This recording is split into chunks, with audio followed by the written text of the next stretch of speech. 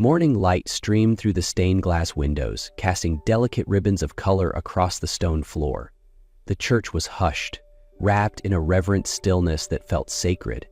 But beneath that quiet lay a tension, subtle but unmistakable, like a taut string one breath away from snapping. Lena Hartley sat motionless in her wheelchair, her white wedding gown cascading around her like an unspoken promise. A sheer veil danced lightly in the breeze from the just-closed cathedral doors. No one moved. No one spoke. The silence wasn't born of awe. It was the shock before a storm. In front of her stood Eric Sloan, the man she once believed would be her home. His expression was carved in stone, eyes glinting with something too cold to be sorrow. Then he spoke, and his words sliced through the hush with surgical precision. "I can't marry someone like her." The sentence fell like the toll of a funeral bell. No one laughed, no one gasped. Only whispers flared to life like dry kindling catching fire. All eyes turned toward Lena, some with pity, some with discomfort, some merely curious. She felt the weight of her dress, once meant to embody joy, turn heavy, suffocating, a shroud rather than a celebration. 6 months ago, Eric had slid a ring onto her finger and sworn he loved her, not in spite of her wheelchair, but with it. And now, before God and everyone they knew, he revoked that vow as easily as breathing. "You said it didn't matter," Lena whispered, her voice barely reaching her own ears. Eric shook his head slowly, face blank. "I thought I could handle it. But I can't spend my life with someone like you." No one stepped forward. No one called him back. And Lena, still in her chair, wrapped in white and watched by many, sat in the middle of a sanctuary full of people and had never felt more alone. Lena still sat frozen in her heavy white gown, eyes not yet dry, when a sudden noise sliced through the tense stillness. The grand wooden doors of the church creaked open with a sharp, deliberate groan, and every head turned in unison. A man stepped inside. He wasn't a guest. He wasn't clergy. He wore a black suit cut to precision, his tall frame casting long shadows against the light pouring in behind him. No one needed a second glance to recognize him. Damien Voss. The name alone could silence a room. Men changed sidewalks when they heard it. Mothers pulled their children closer. It was a name that lived in whispers, in unsolved disappearances, in power wrapped in silence. And now, he stood at the entrance of the church like it was his domain. No one dared speak. Even Eric went pale, his posture stiffening as Damien strode forward, unhurried and unbothered, heading directly for Lena. He didn't glance at the guests. He didn't acknowledge Eric, his eyes locked only on her. Lena looked up, stunned by a new kind of disbelief. Damien's gaze held no pity, no panic, only a cold certainty, as if he'd been planning this moment for a long, long time. Without a word, he bent down, one arm beneath her knees, the other behind her back, and lifted her from the wheelchair as though she weighed nothing at all. Lena gasped, breath catching in her throat. "What are you doing? Put me down." Damien didn't answer. He turned, still carrying her, and walked out of the church as if no one else existed. And no one stopped him. Even Eric, the man who'd just discarded her, stood frozen in place. Like the nightmare had shifted scripts, and he was no longer cast in it. The black limousine glided silently over cobbled streets. Lena sat inside, still stunned, her once pristine wedding gown now wrinkled and heavy around her. Her hands gripped the leather seat, as if clinging to the last thread of reality. Damien sat beside her, wordless. He didn't look at her, offered no explanation. She didn't know if she was being kidnapped or rescued. As the car slipped past city limits, through hushed suburbs and into a dark stretch of forest road, dread began to rise in Lena's throat. No one spoke. The driver didn't check the mirror. The man in the front seat, a stranger named Gregor, rested one hand near the shape of a gun beneath his tailored coat. When the vehicle finally slowed before an imposing wrought iron gate, 2 armed guards approached and opened it without a signal. Lena turned toward the window and froze. A stone mansion emerged behind thick trees, Gothic arches, ivy-covered walls, manicured gardens sculpted to precision. Beautiful in a way that felt sterile. But it wasn't the architecture that stole her breath. It was the walls. Tall, thick, complete. "This isn't a home," she murmured. The car door opened. Damien stepped out first, then turned and reached for her. Once again, he lifted her effortlessly into his arms. This time, there was no audience, only wind and guards who kept their eyes respectfully averted. Lena didn't resist. She simply watched the heavy iron gate close behind them and thought, "I just crossed into a world I never chose." When they crossed the heavy wooden doors into a vast entrance hall, warm, luxurious, strangely quiet, a stern older woman appeared. "Prepare the east wing," Damien said calmly. "She's staying." Lena blinked. "I don't understand. Staying here? Why?" Damien turned, his eyes steely, his voice final. "Stay until I say it's safe." Then he walked away, leaving her alone in the house. The next morning, Lena awoke in a room 3 times larger than her old apartment. Soft morning light filtered through silk curtains, painting golden lines across a high ceiling etched with ornate molding. The space was warm, quiet, and unsettling in its perfection. A knock came. Then a woman entered carrying a breakfast tray. Her hair was silver, tightly coiled into a bun, her face unreadable, her voice calm, firm, and unmistakably in control. "I'm Sophia, the housekeeper. Mr. Voss instructed us to provide everything you need."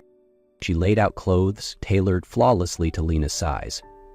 Opening the closet, Lena stared, stunned. Dozens of outfits, shoes, accessories, all designed for someone in a wheelchair. Not a single piece out of place, not a single item unnecessary. It felt less like generosity and more like precision. "How does he know so much about me?" she asked aloud. Sophia didn't answer immediately. She simply smoothed the napkin on the tray and then replied in a measured tone. "He prepares for every possibility, and he notices what others don't." As Lena explored the mansion, unease bloomed in her chest. Smooth wooden floors with no steps, discreet handrails lining the halls, automatic doors, a compact elevator tucked beside the grand spiral staircase. None of it looked added. It had been built this way, from the start. She wasn't in a place hastily modified for her. She was in a place made with her in mind. Later, as she stared out a wide, arched window, watching guards circle the grounds, Sophia stood quietly behind her and said, "In all these years working for Mr. Voss, I've never seen him look at anyone the way he looked at you." Lena wandered into a quiet hallway of the mansion. Unlike the rest of the house, this corridor wasn't lined with fine art or polished mirrors. Here, simple wooden frames held old photographs, their edges dulled by time. One picture stopped her cold. A group of children stood in front of a grim-looking building. She knew that place, St. Bellamy's orphanage. Her eyes scanned the children, pausing as something tugged at her chest. A boy stood behind a little girl in a wheelchair. His hand rested gently on her shoulder, protectively, instinctively. The girl was her, there was no doubt. And the boy? B, she whispered. The name escaped her lips like a key unlocking a sealed door. Memories rushed in, half-formed images gaining clarity, stories told under blankets, arms lifting her when stairs became impossible. A shield when cruel words flew from other children's mouths. Then a voice behind her, low and familiar. "I thought you'd never remember." She turned slowly. Damien stood there, not cold or distant, but like a man stripped bare of armor. "I never forgot you," he said, eyes steady on hers. "Even when you forgot me." Lena's breath caught. All the years she thought she was alone, and yet someone had remembered. Someone named D, who now stood before her as Damien Voss. Lena sat by the window, the fading afternoon casting a pale golden hush across the garden beyond. Damien stood nearby, one shoulder leaning against a bookshelf, silent as if waiting for her to be ready. She looked up at him, suspicion and quiet yearning tangled in her eyes. "Why did you leave?" she asked. "No goodbye? No promise?" Damien met her gaze and nodded slowly. No evasion. "Do you remember the headmaster? Mr. Hadley?" The name made her blood run cold. "He took money from certain men," Damien said, "to sell off the forgotten children, the ones no one would miss. I found out, and one night I heard him say your name." Lena gripped the armrest tighter. "I confronted him. I begged him. Told him you couldn't be one of those names, that you needed to stay. He laughed and made me a deal." Damien paused, voice tight. "I left the next night, no goodbyes, in exchange for his word that you'd be safe, that no one would touch you. I left to save you, Lena, even if it meant stepping into a life you'd never recognize." The silence that followed was thick with emotion. Lena turned her face away, tears slipping down her cheeks. For years, she'd hated him for disappearing without a word. His voice dropped lower, heavy with the weight of years. "I was there, in the dark, for 20 years, but I never forgot you, Lena. Do you remember the first apartment you were given? That was arranged by me. The scholarship and everything else in your life, I took care of it all, silently." Lena's tears fell freely. Everything she thought she had earned through struggle, someone had been fighting for her in silence. And yet, a part of her hurt too. "Why didn't you tell me? You let me think I was independent when all along you were pulling the strings." Damien was quiet for a long moment. Then, softly, he answered, "I chose the darkness so you wouldn't have to." After a long silence, Lena spoke. "You built an entire world around me, Damien, but you still won't let me walk through it." Her final words hung in the air, not angry, but cold with disappointment. Then Lena turned her chair and left the room, the wheels echoing in the silence. Damien remained by the fire, unmoving, and in his eyes there was nothing but shadow. Damien stood before the large surveillance screen in the security control room. City maps, satellite feeds, and blinking red signals danced across the glass. Nikolai, his most trusted lieutenant, entered, his face grim. "Pain has surfaced," he said. Damien turned, jaw set like stone. "Where?" "South Docks. He's bought out some of the old contacts." And he mentioned her. No name needed. Damien knew. Lena. Salvatore Cannet, once Damien's closest ally, had betrayed him in a brutal power grab, then vanished for years. Now, he was back, and worse, he'd found Damien's weakness. Lena wasn't just a memory. She was everything. "He knows," Damien muttered, voice low. Finally, he knows. Lena's stomach turned to ice. Suddenly, this wasn't just Damien's world. It was hers too. And now, she was the center of its crosshairs. He turned to Nikolai, tone sharp as steel. "Lock down the estate, total security, no one in or out. And get Lena to the safe room, now." Alarms rang out across the mansion like a warning bell from the underworld. Guards shifted positions, cameras rotated into motion. A storm was coming, and Damien knew, this time, the shadows alone wouldn't be enough to keep her safe. The safe room door sealed shut behind Lena with a heavy thud. The air inside was cool, soundproofed, like a velvet-lined cage. She turned to Nikolai. "Get me out of here." "Orders from the boss," he replied, unmoving. "Then take me to him." His silence said everything. Frustrated, Lena slammed her hand against the wall. This wasn't fear, it was fury. She wasn't the fragile girl in the wheelchair who needed shielding from the world anymore. When Damien finally entered, his expression was taut with worry, but his voice carried the same command. "You should stay here, Lena." "And do what? Wait for you to decide when I get to live or when I get to know the truth? I'm just trying to keep you safe." "Safety isn't living like a ghost," she snapped. "You say you've protected me for 20 years, but not once have you let me be part of protecting myself. I've been hidden long enough. I won't disappear this time." Damien clenched his fists, his voice lowering. "I can't let you be in danger." Lena met his eyes, steady and unflinching. "You don't get to decide how I survive. If Kane wants me, let him see me. But on our terms." His jaw tightened. "No, absolutely not. You are not bait. Have you forgotten?" She met his eyes. "I'm the reason he's coming. If I keep hiding, he wins. So we show him a false weakness, a controlled setup, a plan." Silence stretched between them. Damien looked at her, torn between instinct and truth. For the first time, he saw not the girl he'd sworn to protect, but the woman who demanded to stand beside him. Lena was no longer someone who needed to be protected from the world. Damien closed his eyes, and then slowly nodded. The plan was executed at night. Lena sat alone in the library, a room deliberately exposed on a fake security feed. Damien had installed knockout gas through vents hidden in the walls, waiting for the trap to be sprung. Though every step was under control, Lena's heart still pounded as the sound of stealthy footsteps echoed down the hall. Two of Kane's men pushed the door open.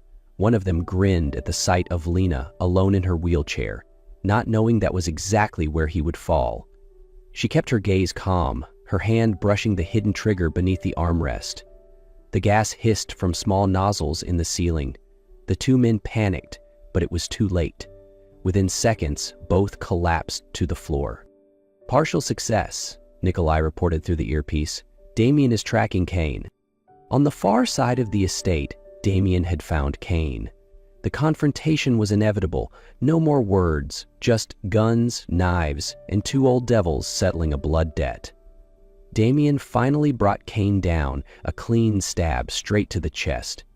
But he didn't leave unscathed. Blood poured from the deep wound at his side as he stumbled back toward the estate. Lena rushed forward when she saw him. Damien slumped into a chair, cold sweat forming on his brow. For the first time, she truly saw the man behind the Mafia mask, not cold, not untouchable, but someone breaking from what he had carried for far too long. "You've always protected me," she whispered, wiping the blood around his wound. "Now it's my turn to protect you." Damien closed his eyes. His hand reached for hers, not as a commander, but as a man allowing himself for once to be vulnerable, at least to her. Damien's wound healed gradually each day, but what took longer to heal were the unspoken spaces, years filled with silence, where feelings had been buried so deep he no longer dared to call them by name. One sunny afternoon, as Lena was changing his bandages, in a room flooded with light, Damien gently held her hand. His voice was low, not trembling, but carried all the weight he had locked away for 20 years. "I've loved you since we were children." Not a desperate confession, not a line meant to impress, just the truth, plain and honest, finally released after years of silent protection. Lena was quiet for a long moment. Then she softly tightened her grip on his hand and whispered, "I've never forgotten what it felt like to be safe when you were near."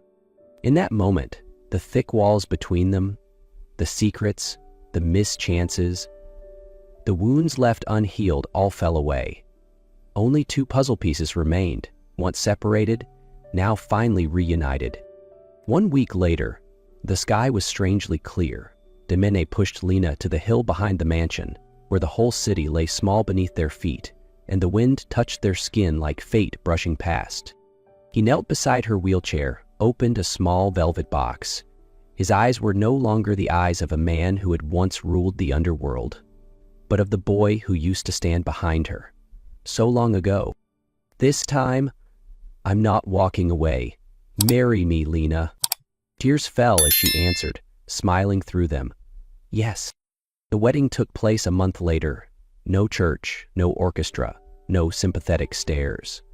Just Lena and Damien, in the garden behind the mansion, beneath strings of lights that shimmered like stars.